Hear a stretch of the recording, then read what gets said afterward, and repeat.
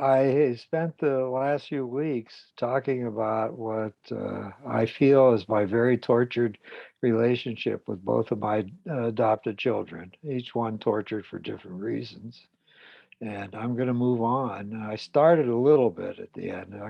I'm going to move on to what is better success and better satisfaction, strangely enough, in raising my two stepdaughters that I inherited when I came to bond with my present wife.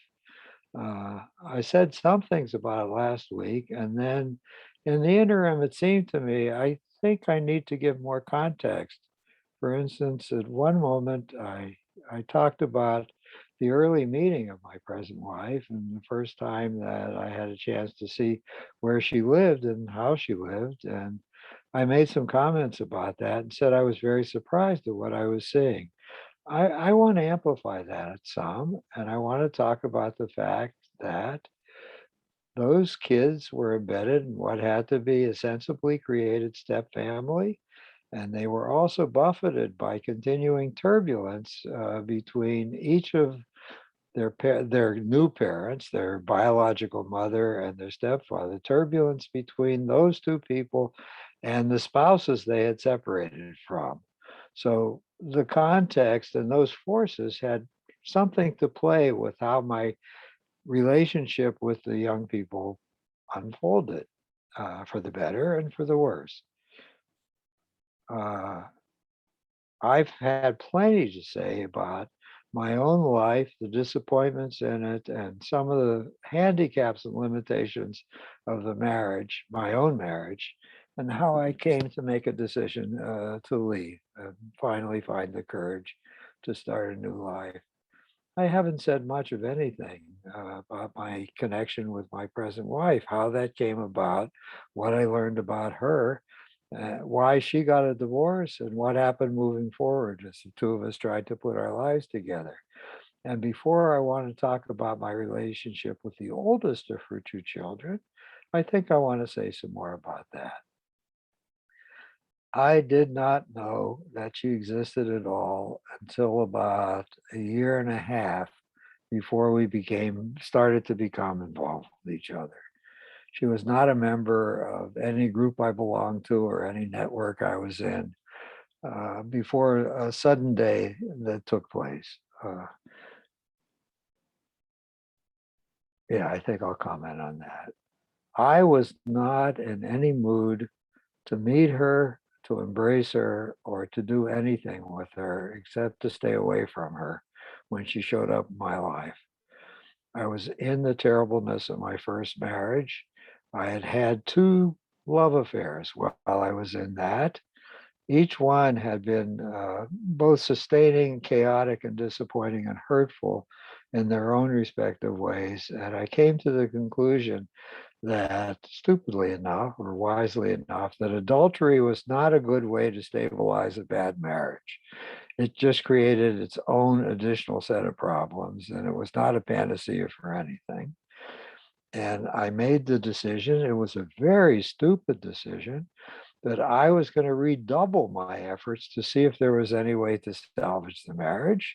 We would go into couples therapy and anything else I could think of to see if it was possible one more time to turn that into anything that could be sustaining. Because, God damn it, I was going to stay there at least until the youngest child was 18. And was there any way to make it more tolerable and less agonizing for me? So one of the commitments I made to myself is if any other woman showed up in my life, I was going to turn away from the temptation. I wouldn't go explore it. I wouldn't have anything to do with her. And as a matter of fact, I would drive her away so she wouldn't be interested in me at all. And that's when my wife showed up. I was in a group practice then, and one of the members of the group had left, so we had an extra office. And even though we had no financial investment in the people who shared office space with us, we had a large suite. There were Well, I guess I was the fourth partner. There were four partners. We had seven offices. There was four partners and three other offices, and we rented the offices out to mental health professionals. And we wanted them to be included. We were very welcoming and inclusive. It was as if the seven of us in the suite would be an engaged family. We would support each other, refer to each other, supervise each other, have staff meetings together. And they were as much as a part of the life of what we were doing as were those of us who were the partners.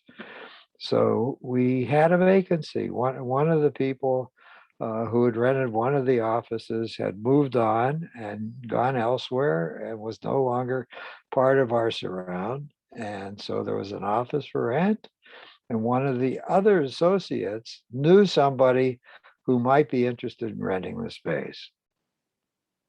It was my wife to be. She was recently separated from her husband, I had heard, and that's how she was described. And she needed to restart her profession because she needed to help support the children. Her husband had been very irresponsible financially. She was afraid about how her children were going to survive, and she felt she needed to return to a career that she had given up while the children were young. What was she? She was an educational therapist. She had been a special education teacher in the Culver City School District for some period of time.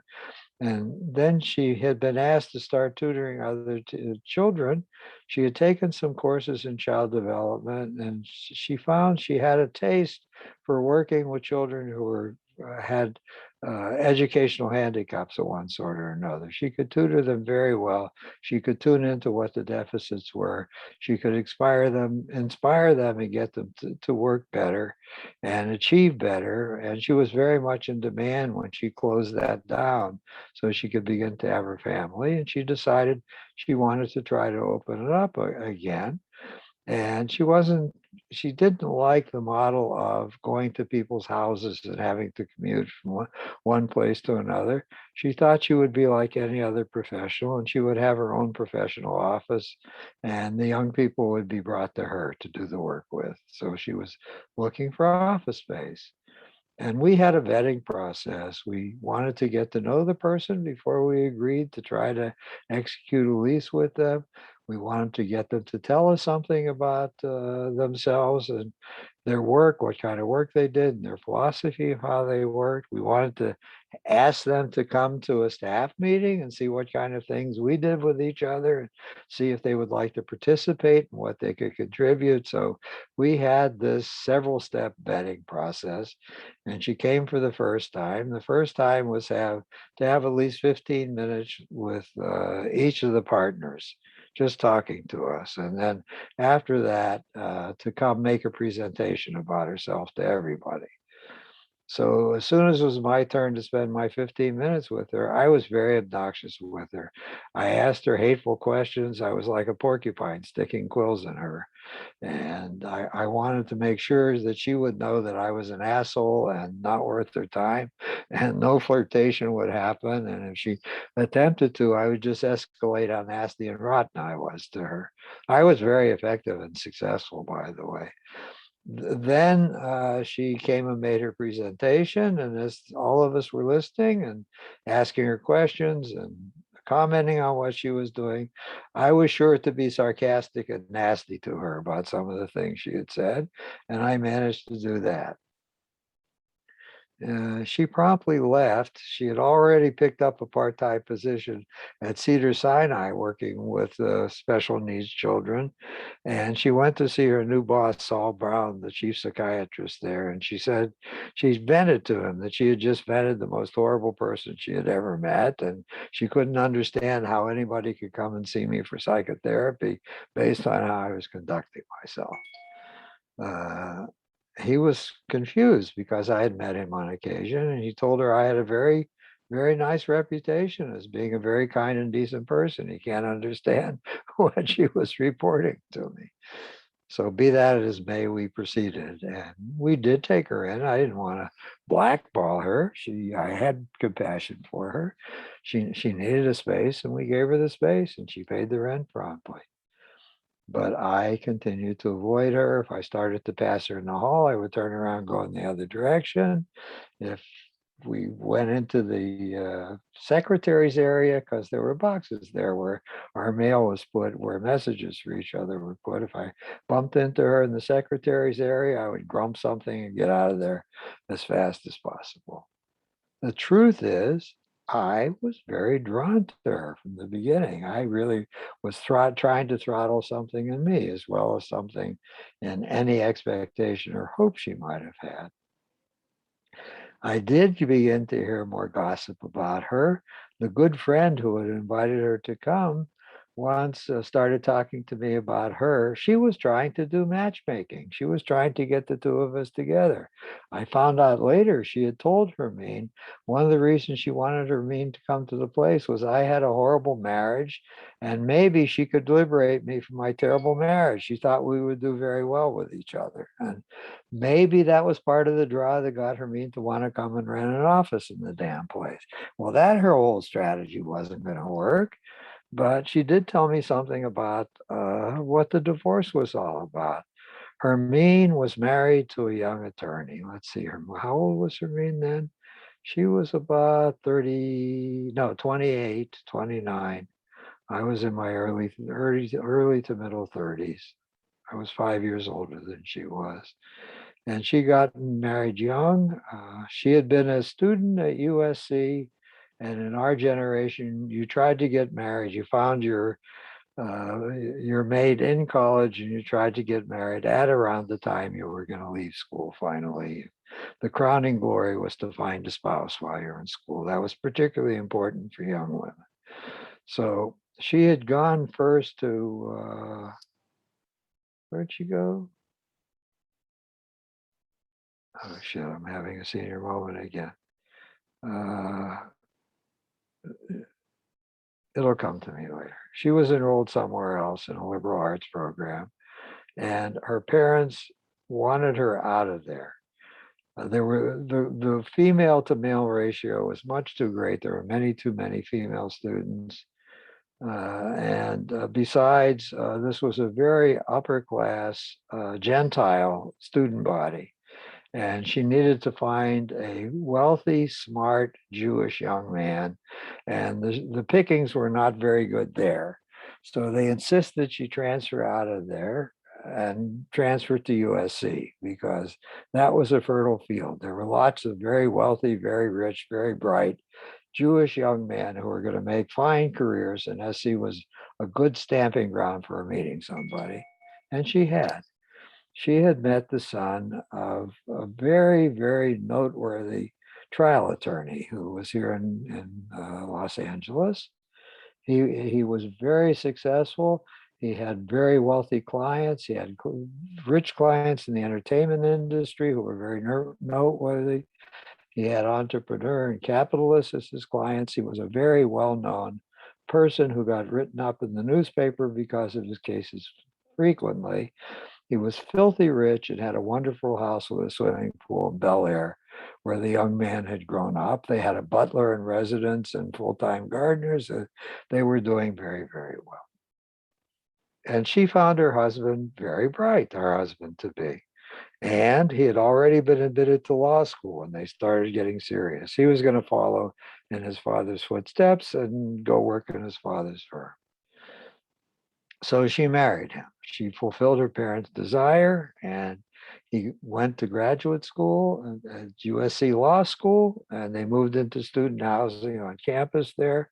And she spent all her time trying to support him. She had graduated with a degree, but wasn't doing anything with it. She was helping him to study, making flashcards for him, studying the material he had to study and quizzing them on it.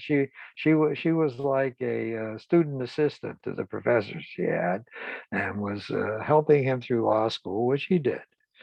And he went into practice with his father.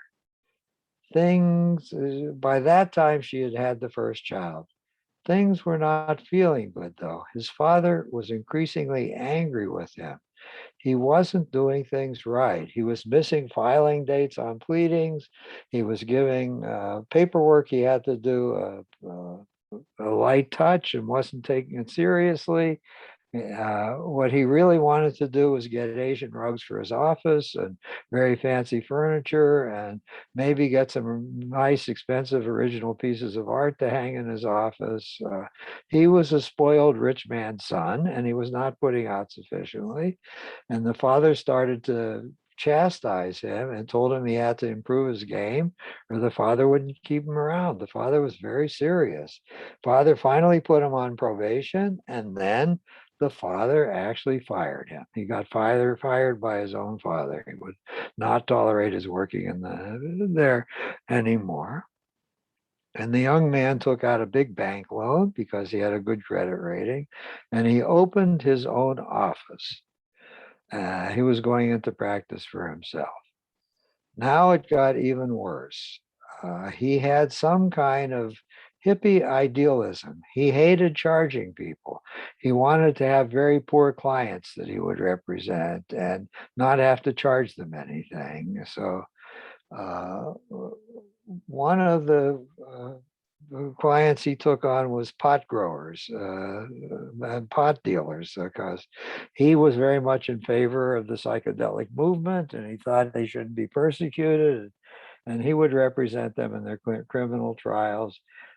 He got one of the local tribes, Native American tribes, and he went to court on the right of their to use peyote in religious ceremonies and not have to face criminal charges for possessing and imbibing in peyote. And he got paid nothing for that either. So he had lots of cases he was getting nothing he was being paid for. He was still buying more Asian rugs for the office and purchasing art on the layaway plan. And it got really scary. One day the water was turned out in the house they were renting because he hadn't paid the water bill. And my wife was upset. She had to borrow money from the neighbors to go to the water department of the city and pay the bill so the water would get turned back on. One day the sheriff came and repossessed her automobile because the car payments were not made. But the breaking point was the following. She was home one afternoon. Now they had two kids by this time. She was home with the kids and she called and she said, "Oh, I'm really sorry to bother you, but we've run out of toilet paper and one of the kids has a some GI distress. Could you pick up some toilet paper on the way home?" It's really important. I can the kid's sick. I can't leave now. I can't. They're very small, and I can't go by myself to the market. And I can't find anybody else to get me some toilet paper from the store. He said, "No, I can't bring you any toilet paper." She said, "What? Aren't you coming home?" She said, "Yeah." "You can't bring me any toilet paper?" "No, I'm all tapped out. I don't have any funds whatsoever. You'll have to use newspaper," he said to her. "You and the kids will have to use newspaper. I'm sorry." And that was the final straw. When he came home, she said she couldn't stand it anymore. He's off the hook. Go find somewhere to flop. She's going to immediately try to go back to school and start generating, or back to work and start generating an income as fast as she can. She can't put up with the uncertainty and the craziness of how he lives and his irresponsibility. She doesn't think she can get him to grow up. She's been trying for years to do that, and that isn't working. So she's setting him free and get out of here. Just go find somewhere to flop. Find a friend who'll take you in for some days. You and I are done. And she never looked back. So Jesus, that impressed me. She had great courage with no possible living whatsoever, except maybe she could go through a Rolodex and see if any of her former clients that she was tutoring could use her services still. This 4 or 5 years later, she had no guaranteed income of any kind. She was beginning to talk to Cedar Sinai, but they didn't know if they'd create a part-time position for her and she was going to make it happen somehow. If worse came to worse, she would ask her own family for some money, but she wouldn't ask him for a dime. She said if the law didn't demand that he pay child support or some alimony, I wouldn't take it. I think I can waive alimony, but the law doesn't let me waive child support because he's going to make me crazy with indecision, with not knowing whether he's going to make his child support payments in any month or not. It's not his style to do anything regularly or to listen to what the rules are. So I had heard this description of what she had lived through, and I felt touched by her courageousness, by her wisdom, by her risk-taking willingness, and I really was drawn to her, even though I was still trying to drive her away. Uh, she, well, how can I put this? One day I came home from work, and my former wife was there, and she was all dolled up. She'd gotten a babysitter even though she was home. And we had two young new male staff members in the office where I was. We had gotten a bigger suite. We needed another child therapist, and we had one more vacancy again. So we had gotten the landlord to knock out a wall, and we had more room. And we had hired two guys who were about 2, 3 years out of graduate school, and they seemed very competent, very knowledgeable, and they'd gone to good programs, and we had taken them on. And she was home with them. They were having martinis in my home, and she didn't expect me home as early as I came home. And I began to smell that I was not the only one who may have been having love affairs while our tortured marriage unwound its final few years. And it looked like she was flirting with one of them, particularly when I walked in the house, giggling, laughing with him while the other was just sitting there quietly. And I said, what the hell am I doing here? That helped get me ready, but I still wasn't ready to go. And my wife, Hermine, figured out how to liberate me. She went to see one of the partners who was also in the singles world. He had left home about 6 months previously. And she said, Dan, I have to talk to you. Could I take you out to lunch? And Dan said, of course. And she knew what was happening. She was hoping that he was going to express, she was going to express some kind of interest in him, because he certainly would have welcomed the opportunity to spend some time with her. But that isn't what she did. They went out to lunch and said, I have a problem and I wonder if you can help me. And he said, what can I do to help you? And she said, I'm in love with Arthur and he avoids me and he's lousy to me. He won't give me the time of day. And I'm choking on my own love for him and I don't know what to do. And he said to her, well, it's good you don't know what to do, but please know he's never going to leave his wife. I'm one of his best friends, and he's talked to me about his commitment and his devotion. And you're on a fool's errand if you think anything's going to happen. And she said, well, all right, thank you for your advice. It's important to me, but I need a promise from you. I need you to promise you will not tell him that I'm in love with him. And she could tell, his exact words were, I don't know if I can promise you this. He's my friend.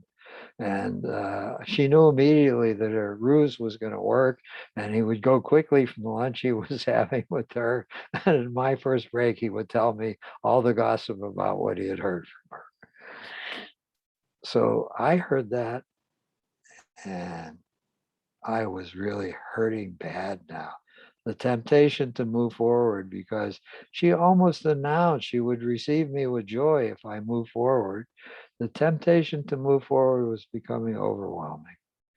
And even though I made that vow about staying until I was 18, I was hurting terribly. Our relationship had gotten even worse. The couples therapy was a pain in the ass. Her analyst picked a couples therapist for us, and he himself was an analyst, and he listened to the tension between the two of us, my unhappiness with what the quality of our sexual relations were like, and how unwilling she was to do oral sex of any kind, how I always felt when we were entwined sexually. She was gritting her teeth and thinking of a laundry list or something, and was leaving me emotionally off into her own inner world and wanting me to get it over with as fast as possible. And that was the quality of our sexual relations with each other. And I didn't like that. I didn't add, I had had a relationship with two other women in recent years, and I know something else is possible, and it's possible to connect with somebody in an entirely different way than that terrible way. So the fucking analyst, he said, well, I'll continue to work with you.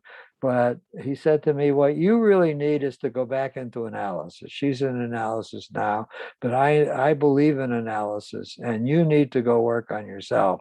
That's much more important than any couples therapy sessions we could have. And that was it. I had no intention of going back into analysis. He seems to be ill chosen to be interested in trying to work with this really terrible, challenging couple. And we only went to 3 visits, and I stopped and said, I'm not going to go there anymore. So I finally reached my limit. I don't even know what cued me for the final outrage time, but I did know I was very hurt and angry about something. And I decided at dinner time I was going to screw up my courage and leave that evening. And before dinner, I packed a bag and gathered up a few books I was reading at the present time, make sure I took some cash out of the cash kitty we kept so I'd have a little bit of money to go to a hotel or go somewhere. I made sure I had my credit card with me. And after dinner, I said, I have something to talk to you about. And when I'm done, I'll talk to the kids. And I said to her, I'm leaving. I think it's time for the two of us to separate. And I'm leaving this evening and I'm not coming back. I will manage talking to the children as best I can before I go. And let me get them ready for bed tonight. And I'll talk to them while I'm getting them ready for bed, which I proceeded to do. My son was 5 and my daughter was 2. I said, kids, there's a big change coming. I'm not going to live here anymore. I'm going to go live somewhere else. I think you've heard Mom and I fighting frequently. We get loud with each other sometimes. We are yelling at each other and carrying on. That's not good for you. And I haven't figured out any way for the two of us to live in peace. We're very different people. We argue about many things. So I'm going to stop the arguing. I'm going to go live somewhere else so she can be peaceful and I can be peaceful. Nobody's going to stop loving you. As soon as I have located a place, I'm going to settle in. I'm going to take you to see it. You're going to come to visit me there. I'm not leaving your life. In the meantime, I'll come see you when I can, and I'll continue to be your father. And I love you. And none of this has anything to do with you. You didn't make any of it happen. I do not know how much my damaged child was able to understand or how much my 2.5-year-old was able to understand, but she was certainly listening attentively. And I did leave.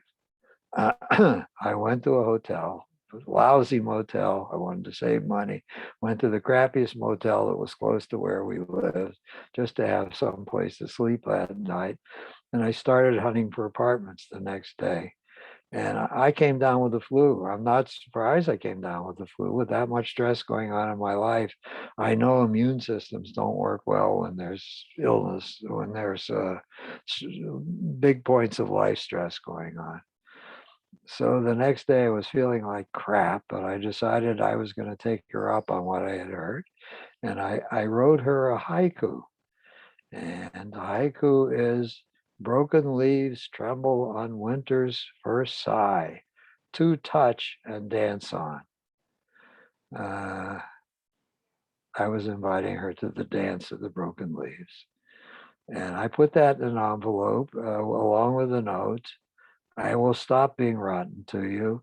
And would you come to my office at 4 o'clock in the afternoon this afternoon? There's many things I want to say to you. Well, I got a note back from her.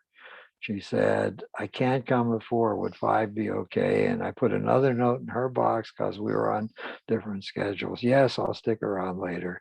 Come at 5, but I'm sorry, I'm flu ridden. I probably won't get too close to you.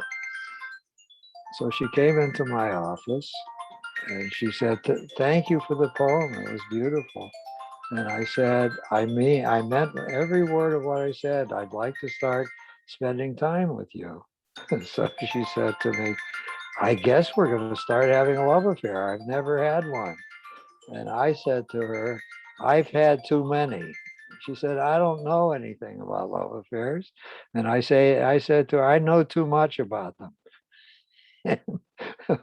we we made an agreement to get together on the beach one afternoon the coming week, which we proceeded to do. And I said, I am frightened. I am very wounded, and I have to go very slowly. You said we're going to have an affair. We're not going to have any kind of sexual affairs for quite some times. I need to see you. I need to see your house. I need to meet your children. I need to see what I may be moving towards. I may need to see you for 3 or 4 months before I will be ready to have sex with you. In some ways, I'm much more like a woman than I am a man. If I open myself sexually to somebody, I get very bonded with them. I can't do casual recreational sex.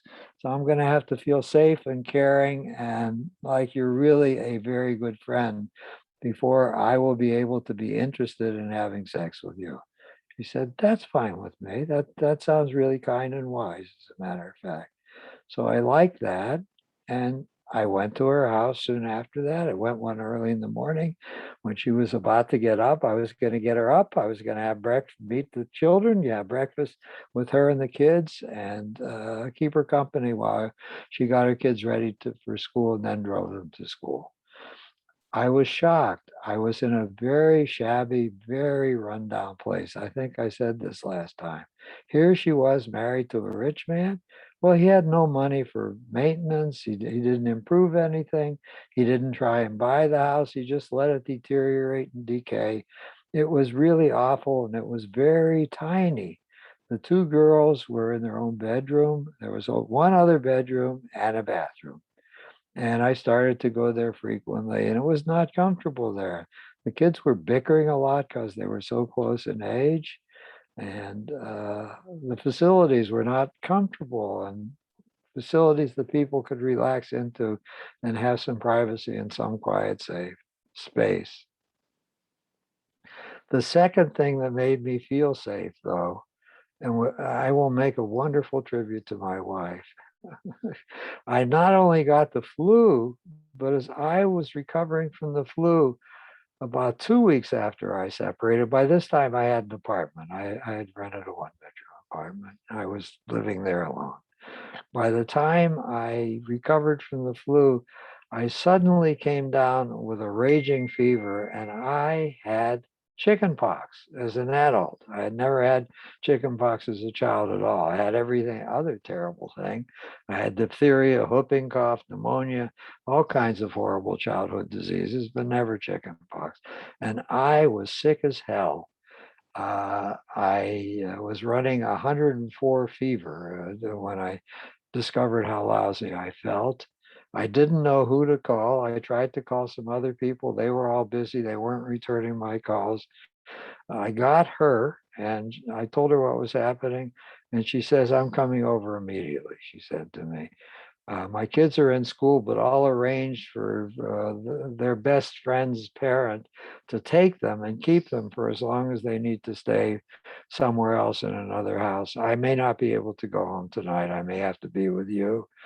And that sounded almost unbelievable. She was willing to put her own children to one side so she could come and be Florence Nightingale and see if she could do anything to help take charge of my chickenpox. Maybe all she needed to do was drive me to the emergency room, put me in the hospital. But she got my doctor on the line, And he said, put him in a cool Epsom salt bath to get his temperature down. If necessary, even put some ice in the bath, and then call me back and see if you can get his temperature under control. There's no particular treatment for chickenpox. He's going to have to fight it off himself. And it is very painful and very awful in adulthood. He's going to have a lot of pain. I can write a prescription to moderate his pain, but he's going to get pustules probably all over his body and maybe in his mouth and throat. And he's not going to be a happy camper. He's going to need frequent baths.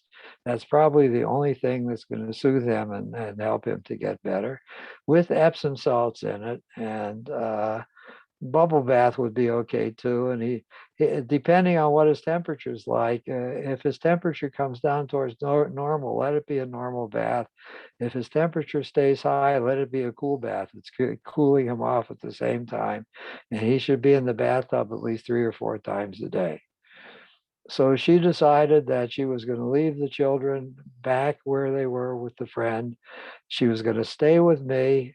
She was going to sleep on the couch. She wasn't going to get in the bed with me, but she was going to sleep on the couch. And if I needed her in the night, she would do that.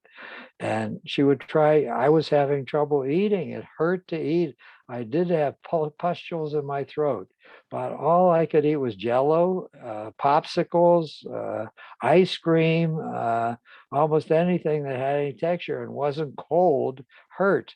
And so she would keep juggling a diet. Oh, tapioca pudding was okay. I could get that down too. She kept cooking what I needed. She said, "You're going to lose weight. It's okay." Then she said, "I'm a very good witch. I want you to know why this happened. This happened to you because it's protecting you from a worse thing happening to you," she said. And she said, "I know how to get rid of the scabs all over you." I said, "How?" She said, "Each one represents a terrible hurt that happened in your life. You have to tell me what the terrible hurt was and start with the smallest scab. What was a minor disappointment you can remember when you look at that scab? We'll treat it as that's what it is. And I will go from scab to scab with increasingly serious ones. And I will figure out what to tell you about that disappointment and hurt you had that will help the scab be able to go away and not be there as a reminder anymore." And we finally worked our way up to the worst scab. It was the death of my father when I was 12. That was the most disrupting and terrible thing. It was a big scab right in the middle of my chest. She said, "You told me that your father was tyrannical. Uh, Whoever's in charge of the universe decided to get you a gift. It was awful that he left, but he created a safe space for you. You could become whatever you wanted to become. There was no tyrant dictating to you anymore. I know it was awful to go on without him, but it was quite freeing, and you became the interesting and worthwhile person you are. And because he was not there, that gave you the opportunity to do it instead of being the defiant rebel fighting against going into his business. And that would be the script of your adult life. You didn't have to live out that script." 2 days later, the scab fell off. I really began to believe she might be a good witch. And I certainly wanted to continue. After I healed, we started to become sexual with each other too. We added on the rest of our missing relationship. And I gave notice on my apartment and I moved in with her children. And I will tell you one more experience and then start with Amy, the oldest one. It was a dinner time. It was the first day I was there. And the kids already by this time had taken a few day trips with 2 parents, some gone to the movies together, gone out to dinner together. They were getting used to having me around. They didn't balk at all or complain when their mother told them that I was going to start living with them. As a matter of fact, they seemed to have been enjoying me, and they said hooray when she said that they were coming to live with me, because I had taken time to be with them, to play with them, to find out about them, to talk to them, and they found me a worthwhile person to have in the household. And as a matter of fact, I mediated disputes between the two of them, sometimes successfully. And I stopped their mother for clamping down on them about something successfully. So they felt I was a useful person too. And my wife to be said, you know, Arthur's coming to live here. And I think that's a good thing. I wouldn't invite somebody who was not a good person to come and live with you. I think you'll discover many things about him that I find quite wonderful that you haven't seen yet. But it's time to have a family meeting because now we're a different family. We're four people and not three people. And I said, oh, is this a house that has a regular weekly family meeting, even though the kids are pretty small? They're 6 and 8. How wonderful. That sounds like a terrific thing to do. She said, we'll adjourn to the living room after dinner and we'll start talking. I have some things on my mind and I'll see what's on your mind. So we adjourned to the living room. And she said, I am so glad Arthur is here. There's a big change coming, she said to them. She said, I need to apologize to you this evening. It was a long time from the time it began to feel bad living with your father until the time we finally separated. And there was much conflict and turmoil and unpleasantness in this house and scary things like the water being turned off and like my car being towed away suddenly and like not having enough money to get other things than ramen for dinner on some occasions. And it was scary. It was never sure how much money there was going to be. There was never any certainty about what kind of fighting was going to go on. And I was not a good mother during that period. I was frequently overwhelmed. Some days I would say I had a headache, and you would come home from school, and I would tell you to go up to the neighbor's house to play or just stay home and play by yourself. And I would go to bed and just cry quietly in the bedroom because I was overwhelmed. I think I failed you on many occasions, and I apologize to you. And you know what? I'm going to try and find a way to make that up to you. And I'm going to do two things. First of all, I'm going to rest. I'm not in charge of you for the time being. I'm taking a vacation from being in charge with you. Arthur is now in charge with you. He's come to the house and he's a wise person and a kind person. If you need some decision made, can you go to somebody else's house for dinner? Can you stay up late tonight? Do you need a change in your allowance? Do you need anything? Anything? Go to Arthur and talk about it with him. I'm not going to end being in your life. He and I will confer. I'll consult with him, but he is going to make the final decision, not me. He's not guilty about failing you like I am. He didn't do stupid things with you like I think I did frequently. He has a clean slate and he will do a better job at being your parent right now than I can do. I need to rest and heal. Now, I will talk about Karen, the second child, so I'll just say one word about her. She is a wonderful politician. She heard this talk about how the power in the household is going to swing to me. She got up from where she was sitting and immediately came and sat in my lap as we continued to have the rest of this discussion. I thought that was very intuitively wise. And my jaw was dropping open. I couldn't imagine any more loving gift a separated mother could give to the step parent coming than saying, he is now your acting parent. He's in charge of you. She surrendered her children literally to me. I was going to make any decision from the most trivial to the most important in the unspecified period ahead until the pendulum would come back into some better middle position. It was a wonderful way she was forcing me and them to have a real relationship ongoing with each other, not a phony one or a distant one or a detached one. My own mother, since I had a stepfather, specialized in keeping us separate and not burdening him with me and keeping me away from him and keeping me from being an annoyance to him and honoring my request that I thought he was an asshole and didn't want to have anything to do with him. She did nothing to get the two of us to overcome that. And I think that was a terrible way to build step families, with two of the parties alienated from each other and hating each other and bothered by each other. So she went all the way the other way. I don't think she had ever read anything about doing any of that. She was following some kind of intuitive voice inside of herself and just trusting that she had, she would say, I am partly a witch, that she had witch wisdom inside of her that would get her through difficult challenges. And the kids tested her at some point. She would be home from work earlier than I was. She would try to get home from work when they came home from school. And they would say, Mom, we want to have this for dinner tonight. We don't like what you were thinking about making. And she would say, that's not up to me. The stepdad is still at work. Call him at work and leave a message to call you and make the decision about whether we can change the dinner menu for tonight. Or I want to go up the street and play in so-and-so's house. No, no, you have to call him at work, or you have to wait until he gets home from work to make that decision. And she actually did force them over and over again not to divide us and to ask her to be the decision maker, but to stick by the rule that she had laid down. And then after about 2 months, I think, we just relaxed and we told them from now on, we're comfortable with each other. We're comfortable with what each other thinks and believes and tries to make happen. So you can just ask whichever parent or whichever grown up is in residence when you're struggling with something. And now anybody who's grown up can make the decision for you. I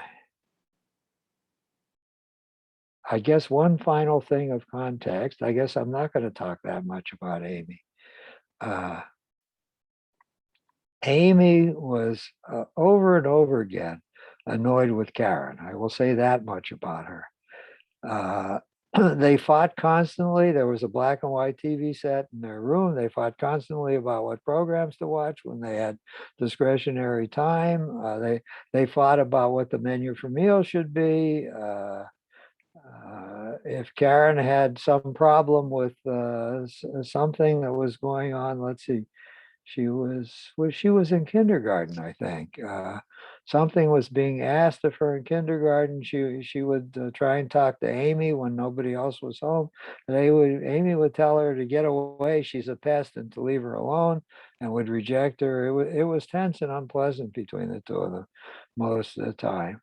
And I said to Hermine, look, something has to change. You, you didn't study child development. I think you would see many experts say the optimum interval between children is about 3 years, and they're only 14 months apart. Amy didn't have a chance to be the special one and to be the only one for a long enough period of time until she was beginning to individuate herself. You dethroned her as your princess much too early, and there was another child there who, of course, ate up a lot of your time when she was very small and still compels you to spend a lot of time with her. And she resents the newcomers still. We have to give her permission to hate Karen. That's going to be one of the first steps. She has to hate her, but not be, she's not allowed to be mean to her, even if she hates her. So I took to saying to Amy when she was upset, you know what? Karen is a pain in the ass. I'll tell you the ways she's a pain in the ass for me too, but I'm still going to care for her. I'm still going to help her. But yeah, your life would have been much better if she had never been born. I just sided with her about that. Second thing is, I said, we have to get them out of sharing a bedroom and a television set. They're bickering all the time about who wants to play with what toys and what part of that bedroom. There was a screen porch that had been screened in, and glass walls and sliders had been put in. So there was a small recreation room of some kind. And there was a new color television set in that room that the family would watch. And I said, that's going to be one of their bedrooms. Their bedroom was adorable. Hermine has good taste. She was a fine arts major. She went to Scripps. That's where she went to college for the first 2 years. It came back to me. Scripps in Claremont. Very, very fine school. She loved it there, and she hated to leave to go on a husband search. She loved the fine arts program she was in. Uh, so the bedroom was adorable. I don't blame it would be any little girl's dream bedroom to have. Canopy beds for each of them and lovely artwork on the wall, lots of toys, cabinets, cupboard space, nice clothing for them. But one of them was going to have to leave. So I figured out a way to sweeten the pot. I called them together and said, "You bicker and argue with each other so much in that room, and each of you deserves some better privacy. I'll tell you what, that screen porch where the color television set is can be one of your bedrooms. We'll put a bed in there. We'll hang curtains so you can't see in there from the rest of the house, and curtains on the sliders so nobody in the backyard or up the hill where there are other houses can look down on you. You'll have privacy in there. And the person who's willing to give up the beautiful bedroom you're surrendering is the person who owns the big color television set. That is the person who will always be in charge of what programs are being shared. So, Karen, if you decide to go in there, or Amy, if you go in there, you can see any damn program you want to see when it's program time. You can decide whether your sister can keep you company, but your sister can't ask you to change the channel. It's your program she'll have to watch if she comes in there. Karen thought that was a terrific bargain, and she volunteered to do that immediately because she loved watching old movies from the 1940s on the television set. She liked old musicals. She loved watching them. They were her favorite childhood movies, and she was now in charge. So that began to help. That calmed things down. And I was ready now, and I'm ready now, almost out of time. I'm ready now to talk about the unique challenge of being Amy's parent and what challenges she brought to the table and how I managed them, and how for long periods there was really a kind of magical love and peace between the two of us, separated by periods of turbulence, distress, and partial alienation, which was overcome finally. And we are back again, late in life, in that loving, sweet, mutually respectful, and caring place with each other. But it's been a bumpy journey, and I have to tell you what were the bumps and how I tried to manage them, and what Hermine did to try and manage them too. All right, I quit now, and I'm open for any kind of comments about the context I told you about, how this marriage came to be, and what the stepchildren were going to be raised in that I'm now going to talk about raising. I can see, Arthur, the great difference between your first and second wife. Like night and day. And the thing that strikes me, and I kind of share, I guess, a similar relationship. Good, I'm happy for you. Well, I'll have been married, or I will be married 28 years in December next Oh, you're month. so good. You're still learning about marriage. Yeah, yeah. But your wife and my wife are saints, and that they will do anything, to help you, to comfort you, to to soothe you, and anything that they can do in their power to to make you happy. And I think that that's a tremendous element of a relationship. No, there's some things I would like to do more of that she's very clear that's not her. And that's something she's not going to keep me company on, and I need to engage in that by myself. So she does draw some boundaries. She just doesn't say, "You'd like X? Okay, I'm going to start doing X for you." But the important things are I was very kind of moved by how she helped you when you were ill, when she moved Yeah, in to help you. nurturing and caretaking is for sure. The only struggles we have about nurturing and caretaking was if one of the children is in trouble too, and who gets the priority if she's being torn. Yeah. But what a tremendous nurturer and caretaker she Yes, is. and still is. Yes. She, Yeah. oh, I'll brag again. She literally wants to be a nurturer. That means she wants to prepare wholesome food fresh for meals. And she always did that. We had family dinners all the time and family breakfasts all the time. uh, uh, Lunches were on our own. I used to go to the neighborhood restaurant for lunch when I was working, and now there's stuff in the refrigerator I go raid since I'm working at home. But 2 meals a day, 7 days a week, she is responsible for. And I plead with her, you're getting older. Almost every woman who's 85 that I know has stopped cooking completely. Either goes out to restaurants all the time, or has her husband cook, or Mm. gets takeout sent in, or has prepared meals that she buys at the market. Any number of our peers who are still alive and who are women have declared they stop cooking. No, she is not going to stop cooking. She said, I'm a working woman, that I have a career. That's an important part of my identity, but I need to be the nurturer. And I'm eternally grateful. I never have to worry about having wholesome food. It's all fresh and it's all freshly cooked. A very touching origin story you guys have. No, we're not going to tempt you to get married. I haven't thought about that at all. Well, regular meals do sound awfully nice. It is. Hmm. Oh, I struggle once in a while. I said I'm not totally clueless. There are lots of simple and wholesome meals that I can cook. You want lobster tail, for instance? I know how to throw a lobster tail in a double boiler and make lobster tail. I can make baked potatoes. I can make side dishes. I can cook vegetables. I know how to do all that. I can make many. You want me to put a steak on the barbecue? I'll do many nice things that you could enjoy. Nope. She has to, she'll let me barbecue because that's kind of a man's thing to do. Mm, mm. So I barbecue lamb chops or chicken occasionally or steak occasionally. But any cooking on the stove, she has to be the one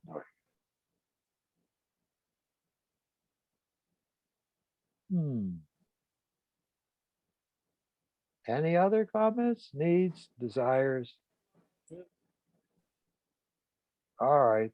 The unique challenge of being a parent to Amy now will be the next story I tell. And it has been very bumpy. Amy is a very passionate person. Her feelings are hurt easily. She can scream in pain easily. I'm telling parts of what the management problem is in working with Amy already. So she has always been a challenge. Her sister is a much easier person, even when there's trouble. She's an easier person to address the trouble with. So 2 stories are coming about the 2 different children. Have a good weekend. All right, You sounds too. good. Bye now. Bye. Bye.